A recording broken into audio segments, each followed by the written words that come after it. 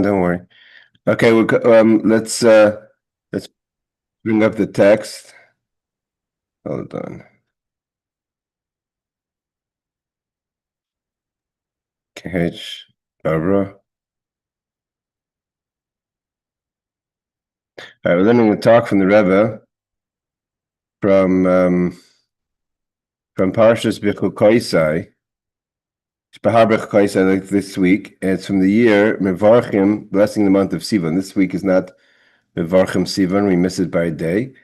So, but that year it was the blessing the month of Sivan, meaning getting ready for the new month.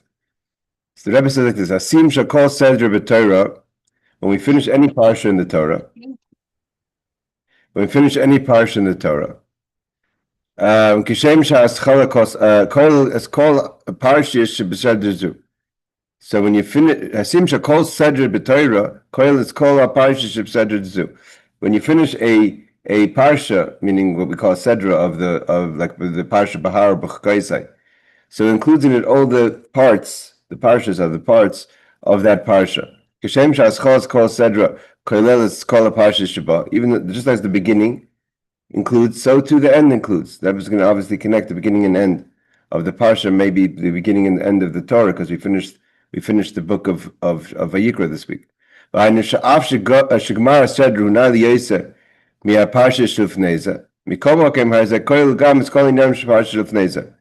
there's something unique, obviously, about the finish, on a high, so to say, but nevertheless, it has within it all the elements of the parsha before. That's what the Rebbe is telling us here. The Rebbe says like this: when it comes to things of holiness, we're always elevating in holiness. So the end of a parsha, we're further into the parsha, we're elevating higher.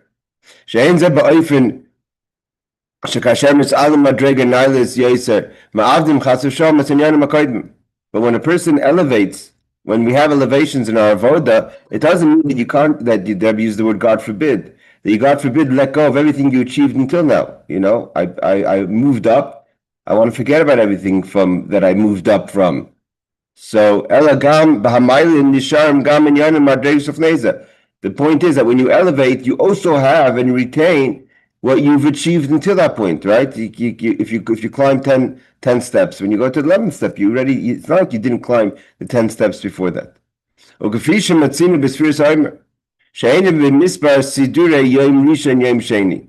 We don't say, I counted one day, I counted the second day. Each day includes the day before, right? When I say one day, then the next day is 2 days.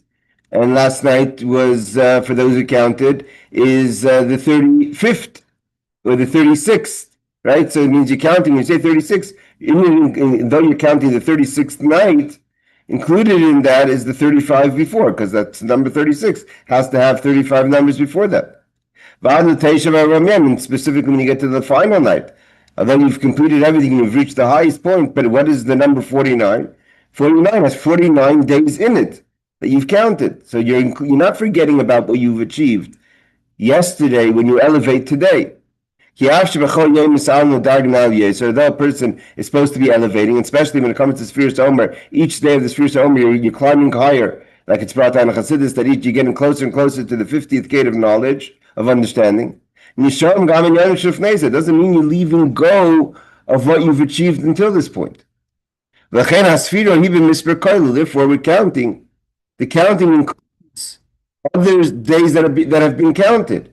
Like I said, when you say the 35th day, by definition, we're counting in it the days before, which is the 34 days before that.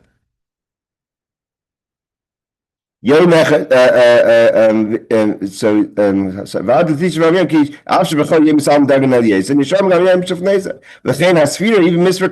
therefore, when we count, we're including the days before. Why? Because whenever we count, we include what we've achieved until now. The Rebbe is getting at something. This idea that even when one elevates, what you've achieved before this last elevation is not lost or forgotten. It's also you elevate within that space, above that space. is the Rebbe says, so this is not just when you go what's called in Chassidus or in Avodah, it's called the Aliyah, when a person elevates in an orderly manner. What does it mean in an orderly manner? At a proper pace, right? If yesterday I did 1, today I do 2, tomorrow I'm doing 3, right? So it's an orderly pace. Yesterday was 1, tomorrow is the second day, and I counted 3 days, I counted 4 days. That's an orderly pace. What happens if you jump?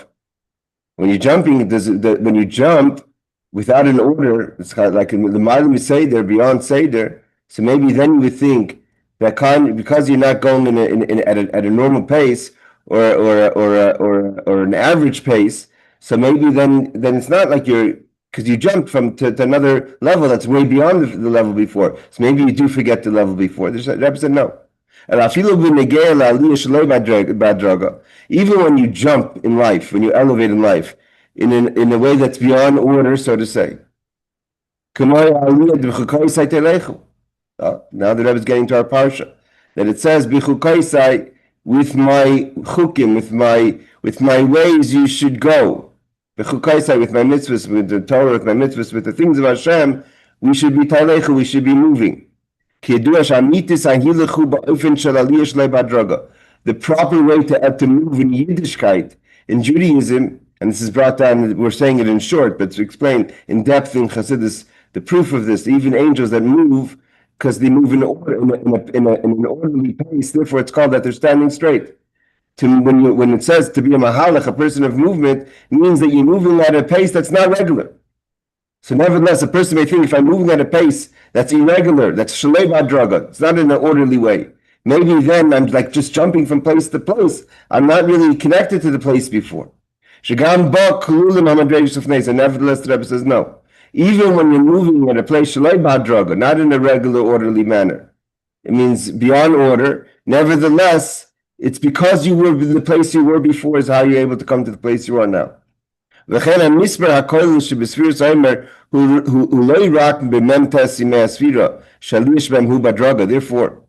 that when you have the 49 days of the HaOmer, so the 49 days of the HaOmer, in that counting, we do count in an orderly way. We don't go 1 day, 2 days, 10 days, 20 days. We go 1 day, 2 days, 3 days, 4 days. We count 49 days. That's an orderly way of counting. So there is an order. Shavuos is way beyond the 49 days. That's why it's its own day. It's 1 day. The like Pesach and Sukkot, it's not even like Pesach and Sukkot. There are 7 days. The holidays of Pesach and Sukkot are a holiday of 7 days. Shavuos is the only biblical holiday that's 1 day. Why is it in 1 day? Because the 7 days of Sukkot and Pesach correspond to the 7 midos. Chesed, Gvura, Tferes, Netzach, Haydisayid, Machos. Like the 7 midos, the 7 attributes that we're refining and focusing on in the counting of the HaOmer. That shows on Seder. The Seder is Shalshlos. The Seder of the world is in the number 7. Why? That's how God created the world. 6 days He created, and 7th day He rested. The system of 7 days in Shabbos, like the Or Chaim HaKadosh says, the whole world is just 7 days. 7 days, 6 days of the work, 7 days of Shabbos. That's called Seder Shalshlos. That's a system of creation. Hold on a second. So, oops. You guys in the is it still showing? Oh, here we go. Okay. So we're in the system of creation, but when it comes to Shavuos, is the Mechinas Keser. Keser is the crown. The crown is outside of the system of creation. How is it outside? Because in the midos of a person, the Keser represents, and the attributes that represents the tainug and ratzon, the desire, the delight, and the want, which is beyond system, beyond. That's how a person could do things out of their ordinary when you really want something. And Shavuos is 1 day because Keser is 1. The Shavuos reaches the level of beyond division. It's not 7 days. It's the oneness of Hashem. Is explained in my Meir connected to Shavuos, to the holiday Shavuos. So when we're going from the 49 days of the HaOmer, and we reach after that to the 50th day, which is Shavuos, but the Torah tells us, how do you get to Shavuos, even though Shavuos is not an orderly that you went from the 49th to Shavuos. It's a super jump. Nevertheless, the Torah says, how do you get to Shavuos? You have to first count 49 days. You have to get there. Even though you're jumping to the space of the 50th gate that we can't even count. We don't count the 50th gate because it's beyond our ability to count. But you have to count 49 days to get to Shavuos. So from here we see that even when you make a leap that's beyond order, you still need what's before that. The Rebbe says one could ask this theory, that you need to retain, and it's because of maybe your small achievements that you're able to make a super leap in life. So what we find is a Gemara that teaches us about Rabbi Zeira. Who's Rabbi Zeira? Rabbi Zeira was an Amora that lived in the times of the Talmud. That was in the beginning of his life. He was a student in the yeshivas of Bavel, of Babylonia, and he made the Aliyah. He moved to Eretz Yisrael, to the yeshivas of Rabbi Yochanan, which were in Tveria. So the Gemara tells us that when he went from Bavel to Eretz Yisrael, Hisana Meir Oyarboim Tinius. He fasted, even according to one opinion, 100, or other opinions, 40 fasts. Lishkoich Talmud Bavli Kidei Sheyochel Yis'alas Alima Talmud Yishami. He fasted, so he wanted that the effect of the fast should be that he should kind of erase his hard drive and forget everything he studied in the Babylonian yeshivas, so now he can come fresh with a clean, open mind to the Jerusalem, to what's called the Talmud Yishami, to the yeshivas in Eretz Yisrael. So what do we see? That he had to erase everything of what he achieved until now. So now we see something different than what the Rebbe said. We see for Rabbi Zeira to elevate, which for Rabbi Zeira to elevate to hey Aaron, for Rabbi Zeira to elevate to Eretz Yisrael, he forgot everything he studied in Bavel. So why is the Rebbe saying that even when you make a leap in life, it's based on your achievements, even if they were smaller, orderly achievements, they're the basis for the ability to even make a leap? This that Reb Zeira forgot what he studied in the yeshivas in Bavel was only in the beginning of his elevation. The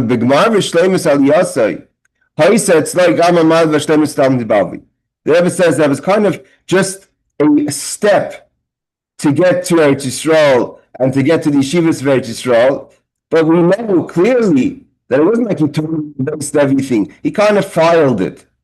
And that was for them later, once he got into Talmud Yerushalmi, he got into the yeshiva, means he wanted to focus.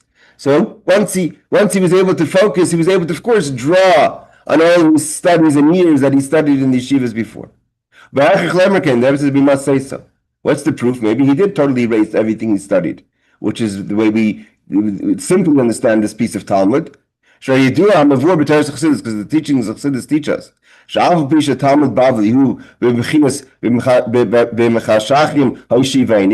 though that the Talmud teaches us, it's brought down that when it says that I was sat in darkness, as if to say I'm sitting in a dark room, right? When you're in a dark room, you don't see a lot. So too, that is the study of the Talmud Bavli, of the Babylonian Talmud, is like sitting in the darkness versus sitting in the light of the Jerusalem Talmud. We know that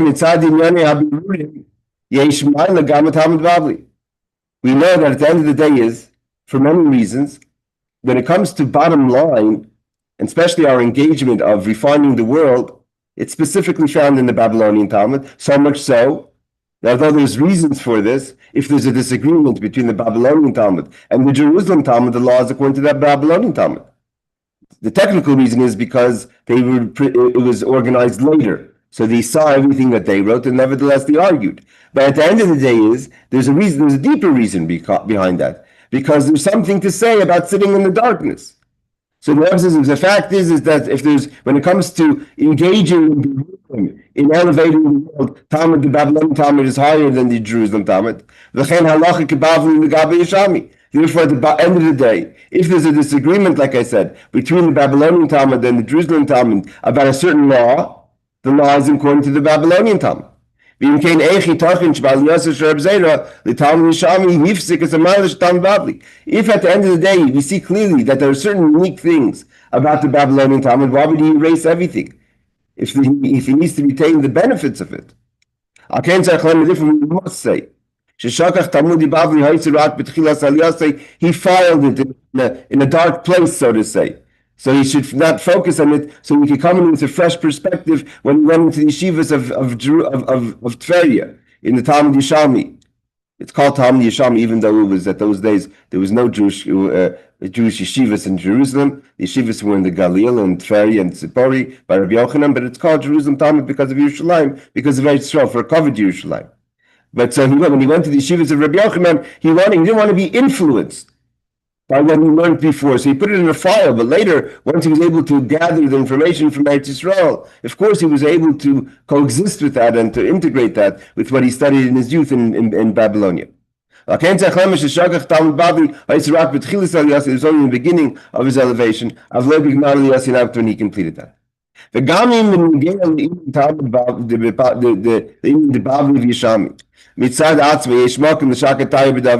Even if you want to say, with regard to, if you wanted to look at the Babylonian Talmud and the Jerusalem Talmud, that the Babylonian Talmud is superior, that the Jerusalem Talmud is superior over the Babylonian Talmud. So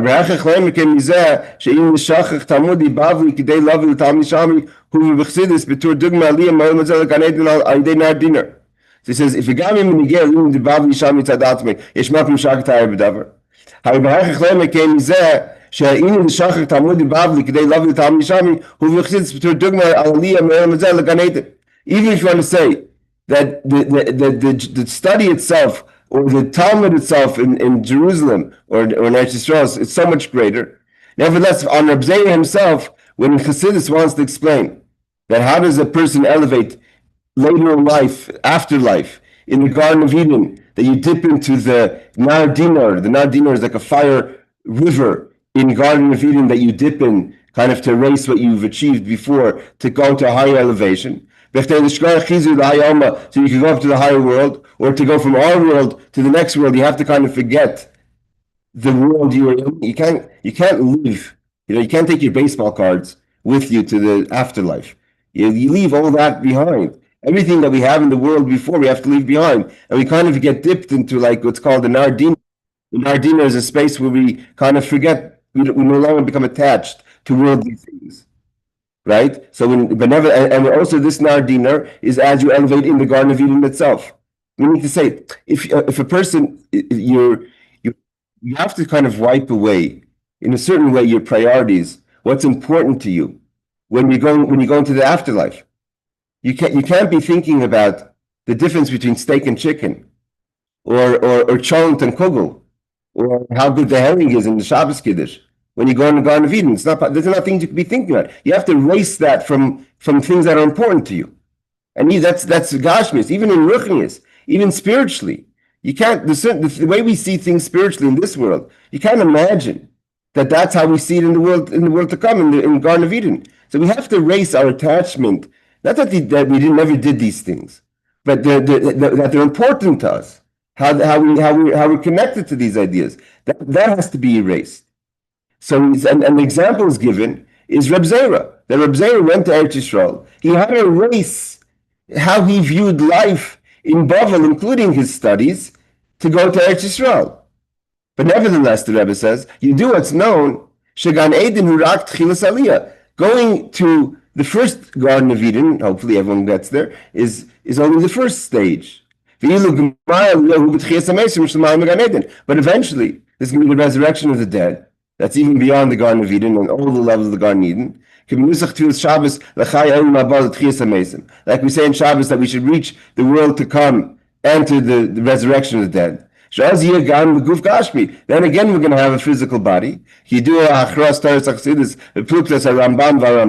As there's a discussion in the disagreement between Maimonides and Nachmanides, if the world to come is bodies and souls or not, and Chassidus takes the opinion of Nachmanides, Ramban with an N, with a nun, that there is going to be souls and bodies. בפרש מאמר ז"ל, ein bo lechi v'shtia, she'en ba'olim matchia yilan shams begufim dafka, that although it says that there's no eating or drinking, nevertheless it's going to be souls and bodies. ונמצא, שאף שבתחילת העלייה לגן עדן צריכים לשכוח אפילו חיזוד hayoma. And so what do we see? That to get into the Garden of Eden, you have to forget your physical body.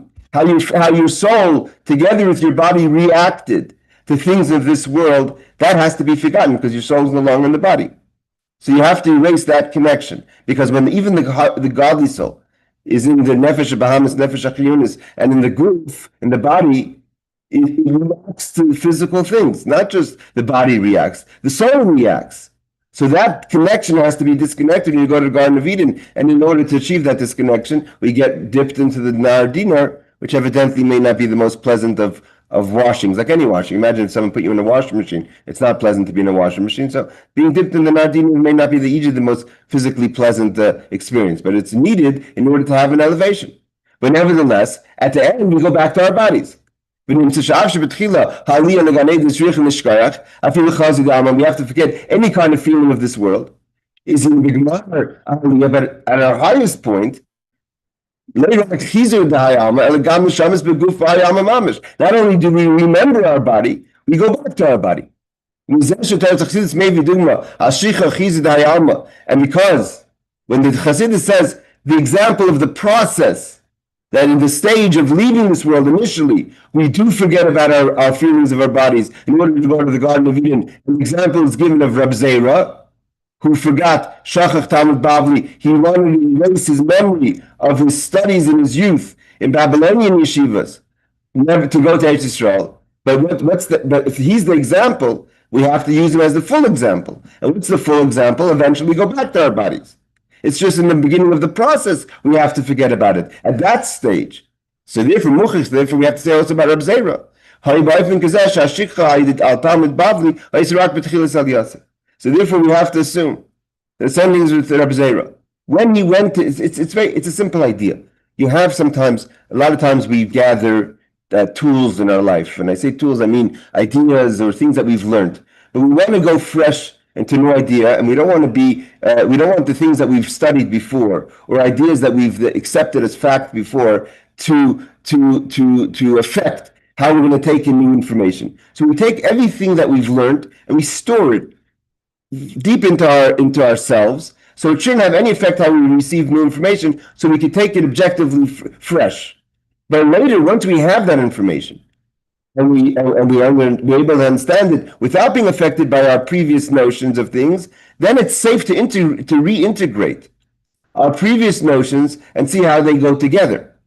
That's where a person truly masters in navigating, taking in information in their life.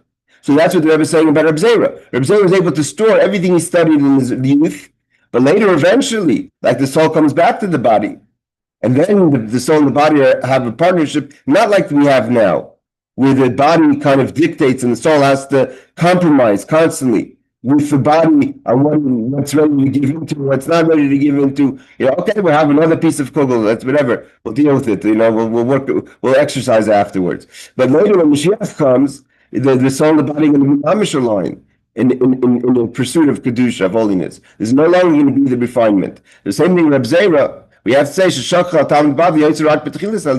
he only forgets about the Jerusalem Talmud in the beginning of his elevation. Later, when he came to Israel, and he was a student of Rabbi Yochanan, and we know the greatness of Rabbi Zeira at all times. He brought back into he reintegrated his youth, his study from his youth in the Babylonian Talmud. And we see clearly, he's mentioned in the Babylonian Talmud. He's one of the people that I mentioned. He was both able to, later he was able to navigate both ideas, both ways of thinking. The Rebbe says, this affects every time we have an elevation. What the Rebbe is getting at is, this week's Parsha talks about Bechukotai, that we're supposed to be moving. That in life, we have these experiences of Rabbi Zeira, or of how the soul goes through the full system of this world, the next world, and the afterlife, and the resurrection of the dead. We have within our present life like that, experiences. And a lot of times, sometimes we think that we have to totally delete our past in order to get to our present, in order to properly be at our present. The Rebbe says, no. Yes, maybe you have to shelve it, but you don't delete it. You shelve it so you go into a new space, but later you're going to see how these experiences, maybe they were on a low level. Maybe they were in a bad space. Nevertheless, they come back and they're actually part of your character and your life of your present. The Rebbe says this is the way it is in every elevation. This that we say that we have to get rid of our past, or even our elevations of our past that were smaller. This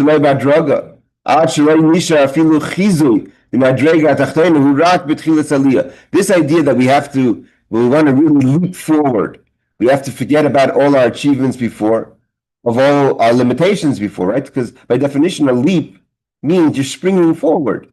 So you're springing forward is you don't take with you the luggage of everything you had before. I was talking to yesterday someone who was, we were discussing this idea, where he said, we're talking about the Bali Tshuva, someone who's a returnee. He says there's all these leaps, but they're always schlepping with them. They feel like they're carrying with them all the weight from their past. So there has to be this balance. You have, and when you're making the leap, you're putting it to the side, but not deleting it. Later, when you make that leap, when you get to the end of it, then you have also the achievements of those small achievements that got you there, right? When you leap, you have to put your feet on something. You have to be stepping on something. You can't step on ear, otherwise you can't spring forward. And what are you stepping on? What are you pushing yourself back on those seemingly small achievements? Not that you remember that they existed, but they themselves exist. Meaning to say, not just that you have kind of it's safe to have old memories, but actually the way that your past is actually part of your present. And that person will know or be guided when it's safe to make that integration. But usually a person on their own will know when it's safe to reconnect, so to say, maybe with your past, when you're trying to make a leap after you make the leap at the present time now. The Rebbe said, based on what we're saying now, this is all an opening statement. So the Rebbe says, based on the idea that even though we finish on a high note of the Parsha, it includes in it all the stories of the Parsha. So the Rebbe says, now we have to understand about our Parsha, which is the first Parsha, the Parshat Behar. Learns about on the mountain, we learned the laws of sabbatical. The Rebbe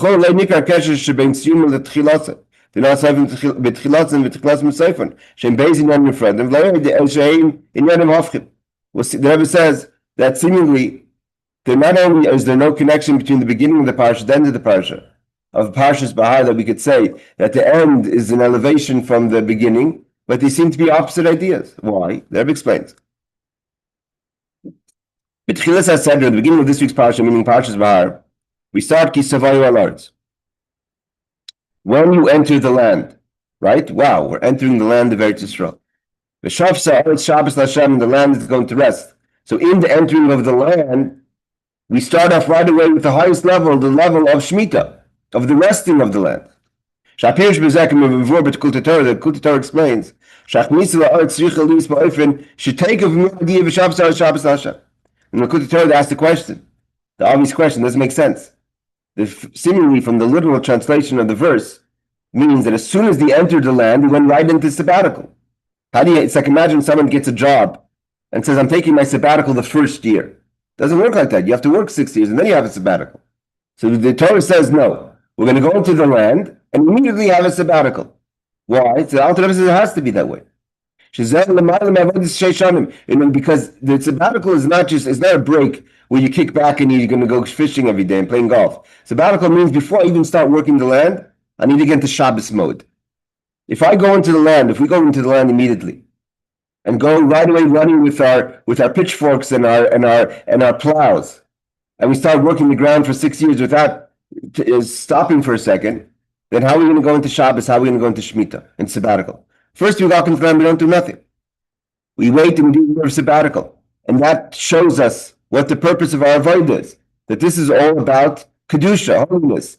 It's not about, okay, we have to give God a year after we finish 6 years. We right away start with Shemitah.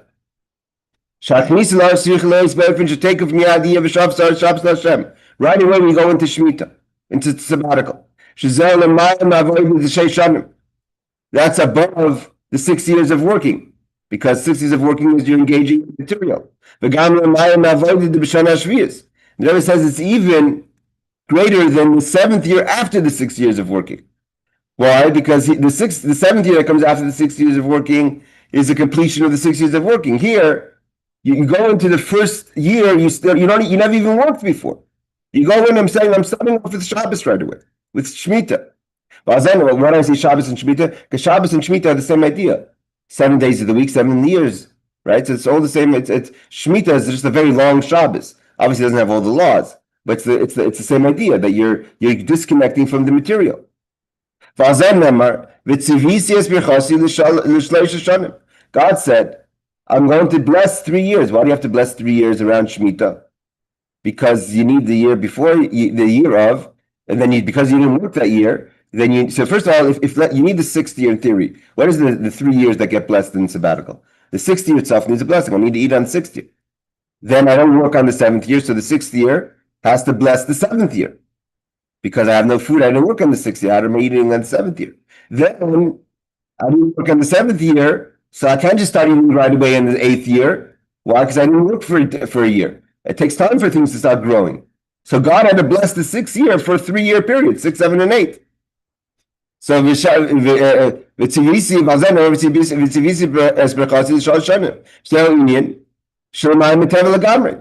that's not natural. That 1 year should be blessed as an amount of 3 years. And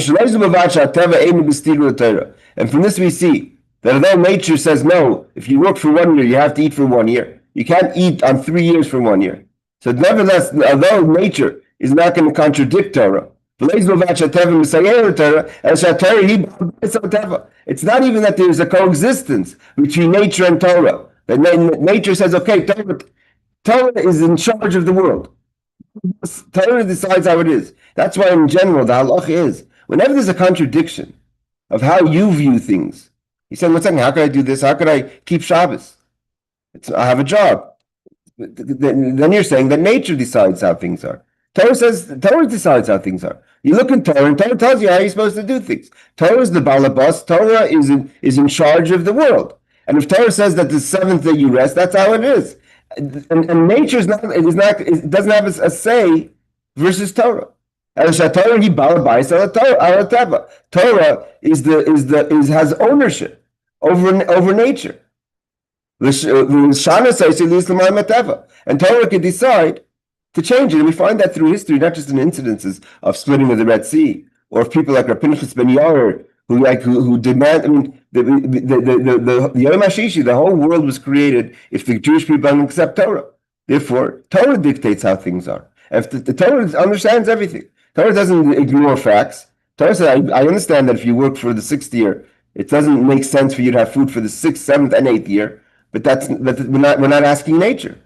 God's in charge of this world, and God's Torah. God created Teva, nature, and Torah is higher than nature. And God decided that Torah is the one who dictates the reality, not the nature. So that's how we see. So that's a very elevated concept, right? That's not just a regular concept. The idea that we go right into Shvius, we go right into Shemitah, this is high ideas. And what is the end of the parasha is? The end of the parasha talks about talks about don't make idols. As Shapsai say Tishmaru, just keep my Shabbos. It's telling us just keep the Shabbos, which is as if you kept the whole Torah. Fear my temple, my sanctuary. And the idea of building the temple is making the dwelling place for Hashem in this world. The Medrash says, Hanimka la'akum, Meshkosov Neza v'nimker la'akar mishpachas ger, Hakasim daber sh'layemer hoyel v'rabi ovid avodah mechal v'shabbos afani. Who are we talking to? Keep my Shabbos. Don't serve idols. We're talking about a person who was sold as a slave to a Gentile. The lowest place the person could be. He's no longer part of the fold of the Jewish people. Not that he's not a Jew, but he's been sold to a Gentile. He doesn't even have the ability to be a servant to a Jew. And the person may think that now that I'm a servant of a Gentile who doesn't have an obligation to keep Shabbos or doesn't keep the Shabbos, who serves idols, maybe now I lost my total independence. My total being has been lost now because I'm a slave to a Gentile. Maybe I also should desecrate the Shabbos. The Torah has to warn such a person. No, it's not like that. You're not going to serve idols even if your master does. Keep the Shabbos. He still be faithful to the base of Mikdash. So the beginning of the parasha is talking on the highest level, a mindset of total freedom to Torah, a place where Torah totally dictates the reality. The idea that there's the Shemitah, and the parasha ends on the lowest level of a person who's fallen so low, that's been sold as a slave to a Gentile, that thinks possibly they don't even have to keep Torah mitzvahs anymore. They could bow down to idols because they've totally lost who they are. So we see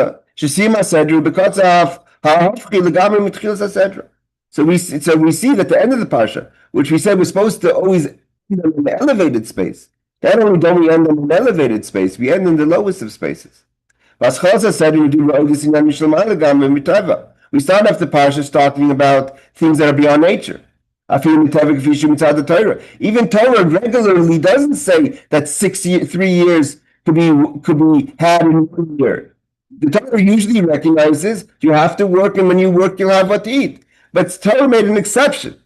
In the way Torah sees things, when it comes to the laws of sabbatical, that God is going to make a blessing in the 6th year that's going to last 3 years. Torah understands a person may ask, how can I do sabbatical? It's going to affect not just the 7th year, it's going to affect the 8th year. So the Torah recognizes that the person may be wondering, how am I going to eat? Torah includes the question in Torah. Means when the Torah includes a question in Torah, means Torah recognizes the question as a legitimate question.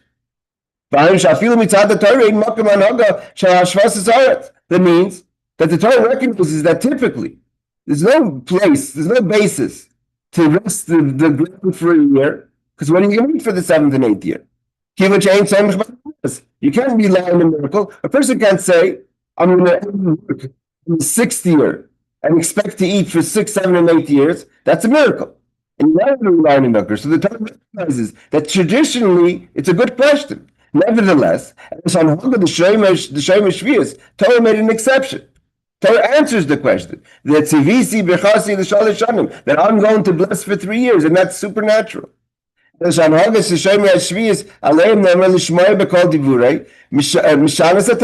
And the Torah changes the nature that Torah usually accepts. In this case, Torah says, I'm making an exception. I decided that you should listen to nature, and now I'm telling you that nature is not dictating in this situation. And in this situation, you rest on the 7th year, and you're going to have enough food from the 6th year to leave food for you to eat on the 6th, 7th, and even the beginning of the 8th year until things start growing.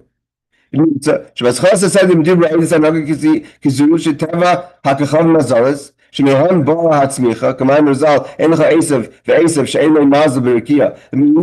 beginning of the parasha talks about that the nature that goes with the cosmos, meaning to say that there are energies of the stars that God created that it should be, that every blade of grass has a focus from an energy above that says Shemaka Isai, that says you have to grow. But the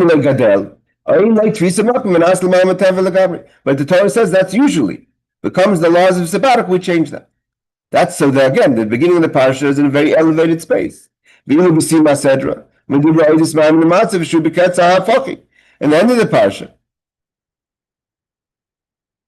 Yeah, I don't want to leave with the question. Hold on, let's see if we should jump to the question. The basic question we get. It seems to be a long answer. We're going to have to stick with the energy of the question. So there it says, the end of the parsha.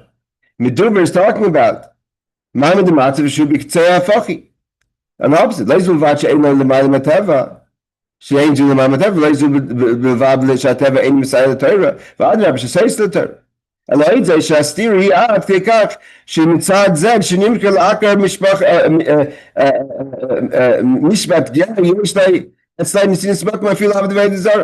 That because this person has fallen so low that he lives by a Gentile, he thinks that maybe he has to also serve idols. He thinks that maybe the 10 Commandments don't apply to him or her. You heard God say, don't serve idols. Nevertheless, this person thinks maybe it doesn't apply to me. I've fallen so low, I'm being sold to a slave, to a Gentile. Sorry,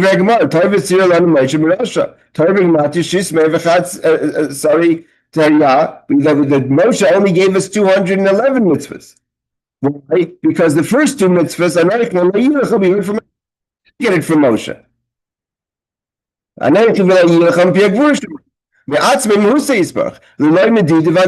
Without any limitations, even from Moshe.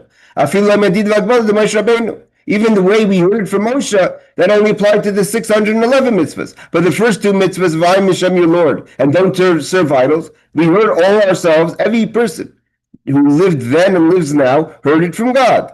From the way it is in the highest, not even the way it lowered itself into the wisdom of Atzilus, skip the brackets, a person could fall so low, that person maybe who sold to servant, to slave, as a Gentile, that even when he heard from God, or what she heard from God, don't serve idols, you think it doesn't apply to you. I'm so low, this doesn't apply to me. The Torah has to tell us, no, it does apply to you. So here we see again, the Torah starts on such a high note in this week's parsha and ends on such a low note. We're talking about a person that mamish is as low as you could fall, that the Torah has to say that know that even though you may seem to be in the lowest place possible, you have to know that the Torah still applies to you. So we'll get a little bit into the answer. The Rebbe says,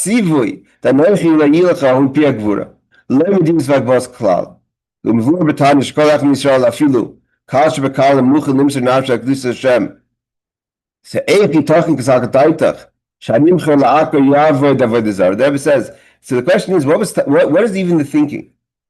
If a person heard from God themselves, and therefore a person is able to die for God, how would you think even if you've fallen so low to be sold to a Gentile, that you're able to survive? You heard God say, don't do that.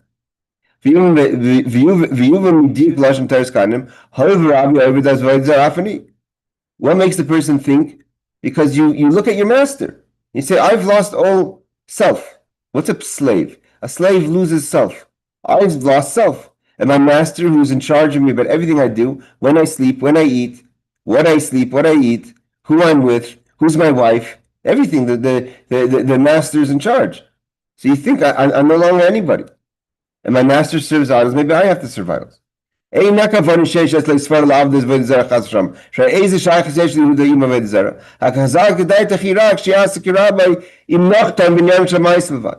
Not that you're going to serve idols with your heart. That you would never do.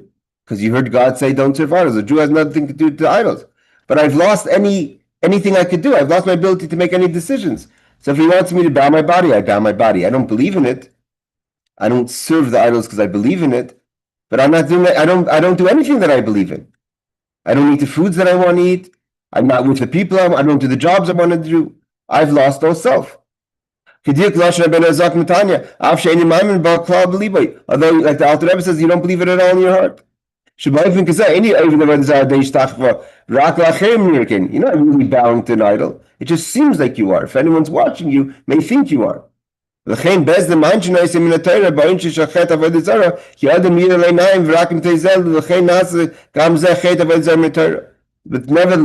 you would get punished in biblical times or in temple times, when even in such a situation, the Bezdin, the Sanhedrin has law, would kill you for that. Why? Because we don't, what's in your heart, we can't judge. All we can judge what you're doing. So the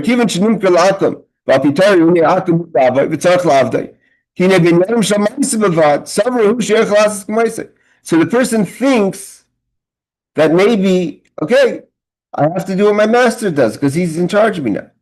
The Jewish people said to Yecheskel, the Rebbe quotes this many times, the Jewish people were sold to slavery, right? The Jewish people were taken out of Eretz Yisrael. They were exiled into Babylonia in the first temple. Who was with them in Babylonia? The prophet Yecheskel.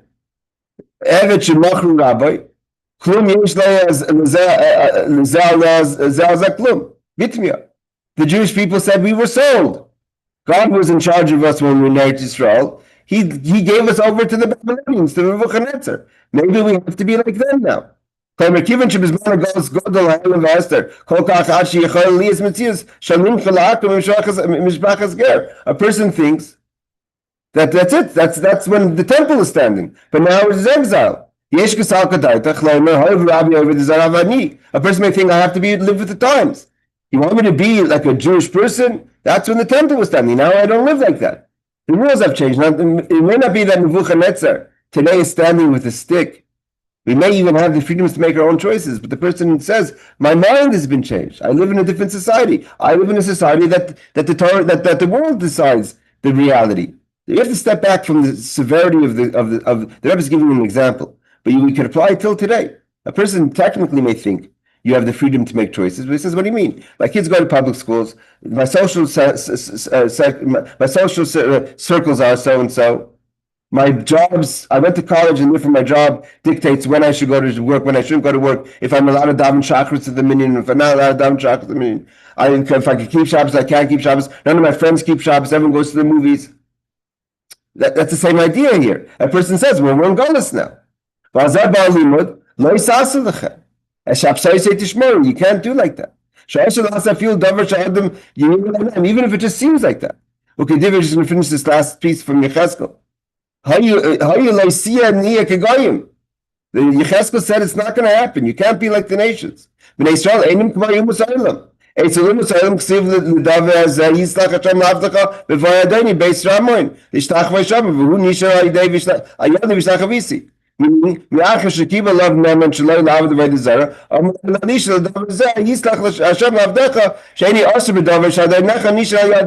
that when that Omer was a Jew, was a Gentile, Elisha made certain exceptions for him because he had a master. We won't go into that story. But nevertheless, when it comes to Yecheskel says to the Jewish people, it's not like that. In Yad Chazaka. Right, so the Rebbe obviously is going to give an answer, but the answer seems to be going long, and someone's waiting for me. So the idea is that we have a question. It's not good to end with the question, but we know where the answer is going. The answer is going here is obviously that we're not leaving the principle. And the principle is that we end with an elevation. That means that in our challenges, even sometimes we think that in our darkest moment, sometimes that's really the basis of achievement. Because it's maybe, yes, you started off Eretz Yisrael going into Shemitah, but that was coming from the desert, and everything was perfect. But sometimes in the imperfection and in the challenges, and we're able to overcome those challenges, and we don't give into the forces of pressure. So that's actually stronger than just walking into the land and starting off with the sabbatical. All right, everyone. I want to wish everyone a good Shabbos. Thank you so much for joining.